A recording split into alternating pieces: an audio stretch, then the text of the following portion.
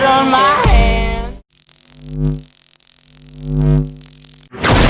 Hello YouTube, Boss Rino, welcome to my channel. So ito, titira na naman tayo ng tubol, ng multo sa Old Haunted Mansion, nagpakita. So ito ay kay Goosebump Top 5. So subscribe nyo si Goosebump Top 5 kasi sobrang dami ng magagandang video niya sa kanyang channel. So ito, huwag natin patagalin, tirahin na natin to bago pa tirahin ng iba. Inyong matutunghayan ay para lamang sa mga taong matatagang loob dahil maaari itong magdulot ng disturbance sa inyong mahimbing na pagtulog.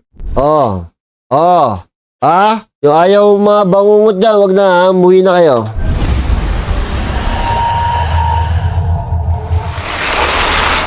Walking Tall. Isang gabi somewhere in Chile, Ba't ganun? Bigla akong kinabahan. Pag narinig ko boses ni Goosebump, kinakabahan ako. terrifying event happened sa isang department store. Ito ay sarado at na-check na din ng mga gwardya ang buong tindahan. Wala nang ibang tao ng mga oras na yon. Ngunit matapos mag-rounds ng security, dito niya naisipang tingnan ang CCTV recordings. And this is what it captured.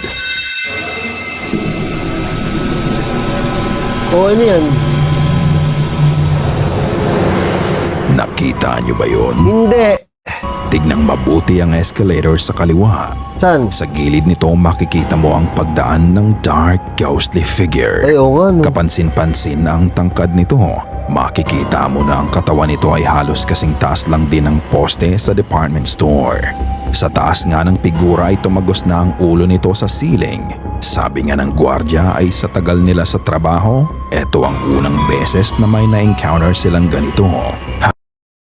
Taga lang ha. Tangina, kala ko nakita ko yung sarili ko. Nakita niyo to kalbo. May kalbo. Nila sa trabaho, Kala ko ako eh. eto ang unang beses na may na-encounter silang ganito. Have you seen a ghost as tall as this before? Ikaw na ang bahalang humusga. Ano eh, no? Translucent eh, no? So, hindi siya solid. So, hindi siya tao. So, hindi natin alam kung ano yan. Kayo na bahalang umusga. Voice in the park. Ang susunod na video ay kuha ni Nicole. Ang sabi niya kasama niya ang kanyang mga anak sa park isang araw.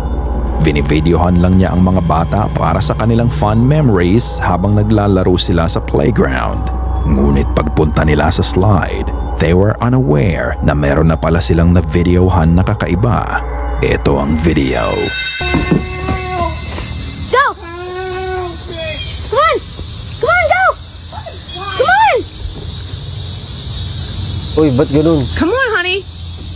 I've seen this before in the game.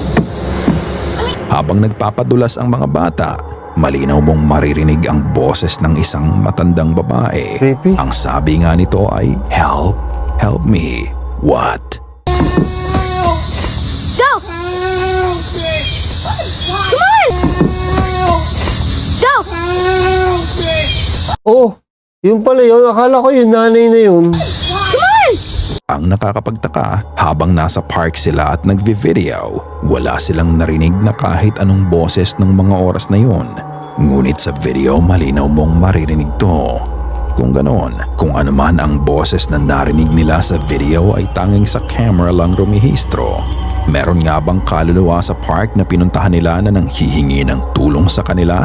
Unfortunately, walang location na ibinigay si Nicole, kaya hindi natin masilip ang kasaysayan ng lugar. Pero ano sa tingin nyo? Eto ba ay boses ng patay o gawa-gawa lamang?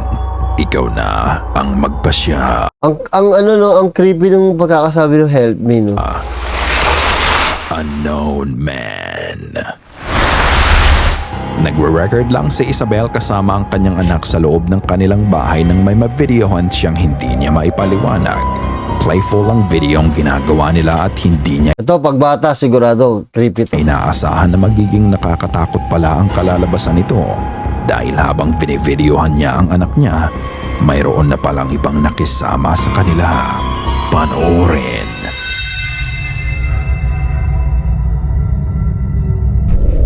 Wow, teka lang. Parang may nakaupo. Tama ba ako?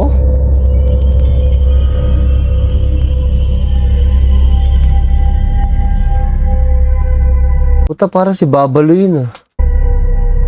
Multo ni Babalo yata yun. Oo, sabi ko na eh, tangin na si Babalo talaga. Multo ni Babalo to. Oo, diba? Sa likod ng bata, makikita mo ang imahe ng isang lalaki na nakaupo sa lamesa. Oo. Hindi niya kilala ang lalaki at parang relax na relax lang ito sa pagupo. Hindi niya maipaliwanag ang nangyari dahil dalawa lang sila ng anak niya ang nasa bahay nung mangyari yun. Matapos noon ay nakausap niya ang kanyang kapitbahay at dito nga na ikwento sa kanya ng kapitbahay niya na bago sila lumipat sa bahay nila ay may lalaking nakatira doon noon na nagpakamatay sa kusina. Si Babalo yun. Kung ito ang history Oh, di ba kamukha ni ng Babalo? kanilang Oh, kamukha ni Babalo, di ba? Comment nyo sa baba kung kamukha ni Babalo. Kamukha ni Babalo. Oh. bahay, maaari nga kayang nakuna niya ang huling sandali ng lalaki bago niya gawin ang mali. Ikaw na ang magpasya. Grabe. Biruin mo yun?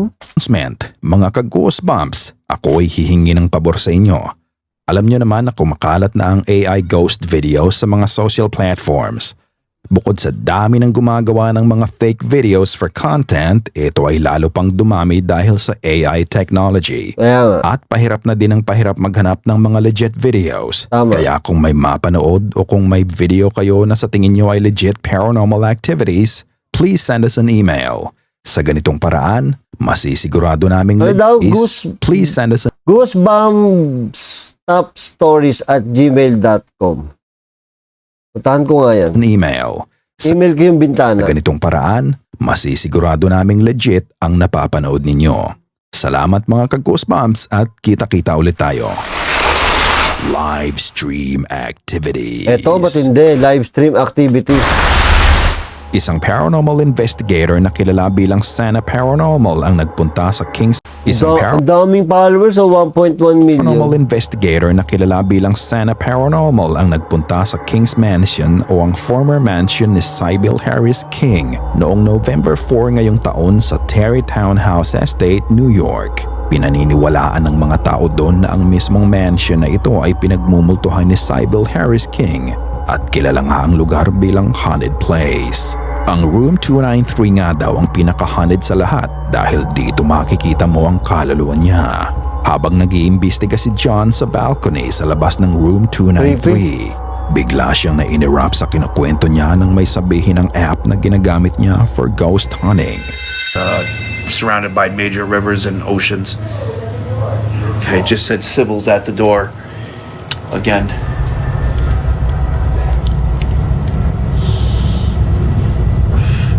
It just said she's at the door again. I guarantee if I go up, Oh, may what gumalaw. the hell was that in there? Ayun o, anino? Dude, did I just see something by the bathroom? Sa bathroom. Or was that some weird glare because I'm looking through the pane glass?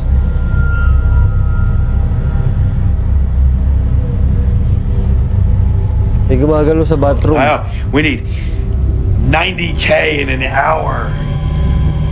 Oh, but my friends, we haven't even tried yet. Because we've needed that this entire time. We haven't even tried yet, yo.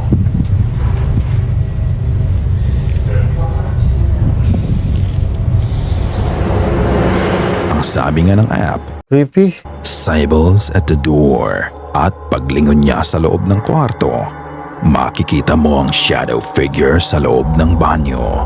For the context, mag-isa lang si John noong gabi nang mag-imbestiga siya sa Haunted Room 293 at siya lang mismo ang nasa loob ng kwarto ng mga oras na yon.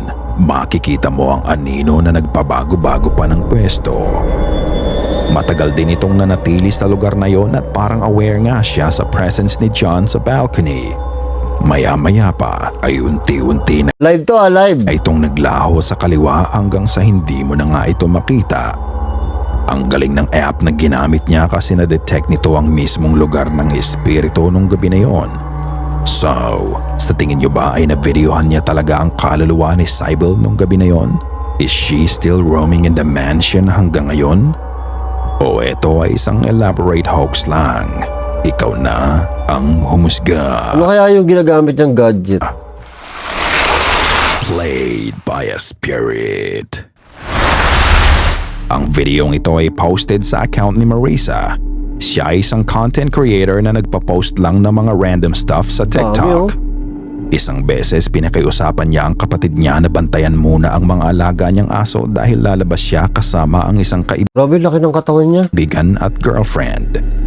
Habang nasa restaurant siya, tinawagan siya ng kapatid niya, sumisigaw at takot na takot.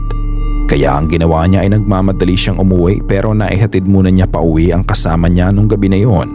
Pagdating niya sa bahay, eto ang kanyang nadatnan. Relax! Relax! Fucking kid upstairs. Oh, I'm shit. not joking. What do you mean? I was down there with them. You can see that camera. There's like I heard it twice. Like what? I kept laughing. Okay, relax. I literally looked back, and I ignored it, then it happened again, and I got up and started freaking out. You can see that camera. Okay, relax. No, I just left them here at the store. no, there's a kid upstairs laughing. It's my effing wife there. May tumatawa daw.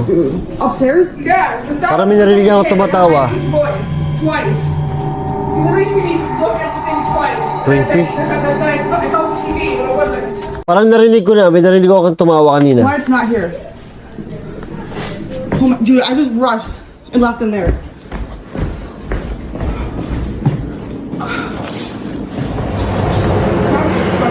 Pagbukas niya ng pinto, makikita mo ang kapatid niyang nakatayo lang malapit sa pinto. Takot na takot at sinasabi niyang may narinig siyang boses ng bata sa taas ng bahay. Kilabot Ang siya. hindi alam ni Marisa, makakapture din niya ang boses ng bata na tumakot sa kapatid niya. Paglakad niya malapit sa sofa, maririnig mo ang boses ng bata na tumatawa. Yun o, narinig ko nga. Sabi ko na, tama ako eh.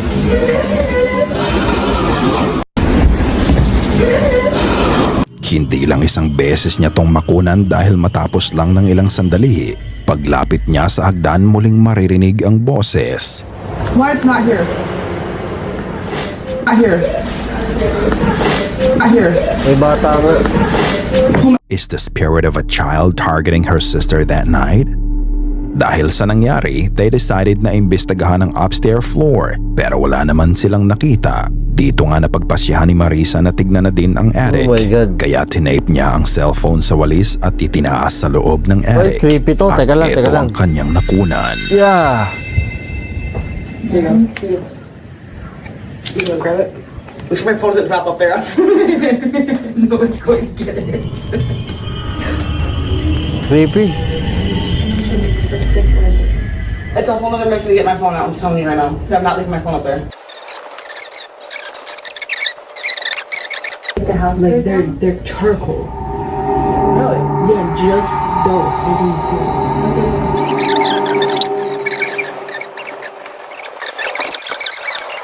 There's like Feathers almost like it's weird. Pucha, nakatakot. Nang itaas nila ang cellphone sa loob ng attic, makikita mo na ang gray box sa dulo nito at ito ay may salamin sa harap. Nang iikot niya ang cellphone, makikita ang parang mukha ng bata na lumitaw sa salamin. Makikita mo ang mga mata nito pati na din ang hugis ng mukha nito. Ang nakakapagtaka, nang iikot niya muli ang cellphone, ang imahe sa salamin ay nawala Wala na. na. Ang nakita ba nila sa salamin sa loob ng attic ay ang parehong espiritu ng bata na narinig ding rumihistro sa video Pero nung ganun gabing shot, naiwang no? mag-isa doon ng kapatid niya? Kung ganoon, sino kaya ang bata na ito at bakit ito nagsimulang magparamdam nung nasa Ang creepy nung ganung shot. Ang creepy. bahay ang Gagawin ko yun. kapatid ni Marisa? Ito ba ay totoo o gawa-gawa lang? Katulad ng lagi kong sinasabi mga ka-Goosebumps, ikaw na ang magpasya. Ikaw na ang bahalang humusga. Creepy yun. Sana ay kinilabutan Creepy yun. Ano bang creepy doon? Yung mga boses, no? Ayoko nung mga boses ng mga bata. Yan yung pag narinig ko talaga sa explore ko, ayawan na yan. So, thank you. See you next video. Tirahin na